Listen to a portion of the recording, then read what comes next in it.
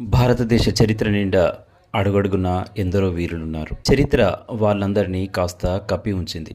అవసరమైనప్పుడు ఓ అగ్నికణంలా మనం ముందుకు తీసుకొస్తోంది. ఇప్పుడు ఆ అగ్నికణాన్ని దివిటీగా మార్చి ప్రతి ఒక్కరి దగ్గరికి చేర్చాల్సిన బాధ్యత మనదే.